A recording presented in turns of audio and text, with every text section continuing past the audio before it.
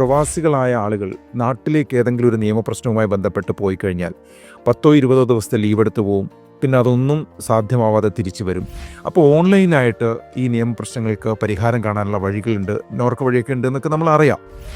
എങ്ങനെ അത്തരത്തിലുള്ള ഒരു സൊല്യൂഷൻ എന്ന രീതിയിൽ അഡ്വക്കേറ്റിന് ഉപദേശിക്കാനുള്ളത് ഏത് തരത്തിലാണ്? നമ്മൾ പ്രവാസികൾ നാട്ടിൽ പോയി കഴിഞ്ഞാൽ ഈ പറഞ്ഞ പോലെ ഒരു പരാതി അല്ലെങ്കിൽ ഒരു പ്രശ്നം പരിഹരിക്കാൻ ശ്രമിക്കുമെങ്കിലും അത് അവസാനിപ്പിക്കാനുള്ള സമയം കിട്ടാറില്ല എന്നത് യാഥാർത്ഥ്യം തന്നെയാണ്. അപ്പം അതിനുള്ള മാർഗം നമ്മൾ അവിടെ നിന്ന് തന്നെ അതിൻ്റെ പ്രൊസീജിയർ മനസ്സിലാക്കി വെക്കുക. നമുക്കിന്ന് നമ്മുടെ വിരൽ തുമ്പിൽ ചെയ്യാൻ പറ്റുന്ന കുറേ കാര്യങ്ങൾ ഉണ്ട്. അപ്പോൾ എല്ലാവരും അത് ചെയ്യാൻ വേണ്ടി ശ്രമിച്ച് പാതി വഴിയിൽ ഉപേക്ഷിക്കപ്പെടുമ്പോഴാണ് അത് പൂർത്തീകരിക്കാൻ കഴിയാത്തത്.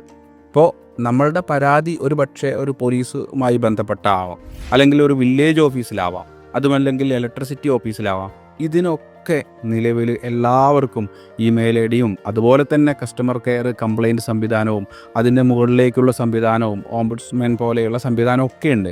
എന്നാൽ അത് മനസ്സിലാക്കി നമ്മൾ ഇവിടെ നിന്നുകൊണ്ട് തന്നെ ആ ഒരു ആനുകൂല്യം, കോവിഡിന് ശേഷം നമുക്ക് ഒരുപാട് മാറ്റങ്ങൾ അതിൽ വന്നിട്ടുണ്ട്. അപ്പോൾ ആ ആനുകൂല്യം ഉപയോഗിക്കാൻ വേണ്ടി നമ്മൾ പരിശ്രമം നടത്തുക എന്നുള്ളത് മാത്രമേ അതിന് പരിഹാരമുള്ളൂ.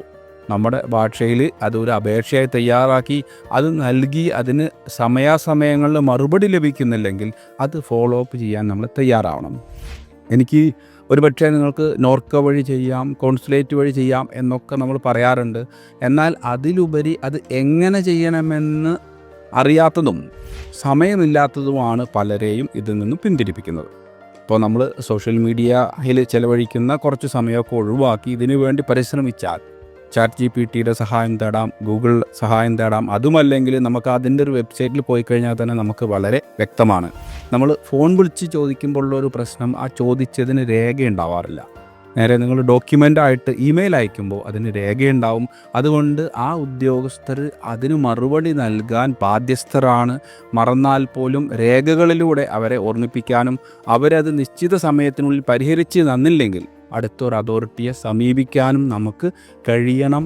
അത് മനസ്സിലാക്കി പരിശ്രമിക്കാനുള്ള ആത്മാർത്ഥത കാണിക്കുകയാണെങ്കിൽ തീർച്ചയായിട്ടും അവിടെ പരിഹാരമുണ്ട് തന്നെയാണ് ഞാൻ വിശ്വസിക്കുന്നത്. അതുപോലെ ഈ നിയമപ്രശ്നങ്ങളുണ്ടല്ലോ, ഇപ്പം സ്ഥലവുമായിട്ട് ബന്ധപ്പെട്ട പ്രശ്നം, അതിർത്തി പ്രശ്നങ്ങൾ, ഭൂമിയിലെ ഒരുപാട് പ്രശ്നങ്ങളുണ്ട്, വീതം വെപ്പിൻ്റെ കാര്യങ്ങളും, അത്തരം പ്രശ്നങ്ങളൊക്കെ നമുക്ക് ഏതെങ്കിലും തരത്തിൽ നിയമപരമായിട്ട് ഇവിടെ നിന്നുകൊണ്ട് നാട്ടിലെ കോടതിയിലും അതുപോലെ തന്നെ നമുക്കൊരു അഡ്വക്കേറ്റിനെ അവിടെ ആക്കിയിട്ട് അങ്ങനെയൊക്കെ പ്രശ്നം പരിഹരിക്കാൻ എത്രമാത്രം സാധിക്കും?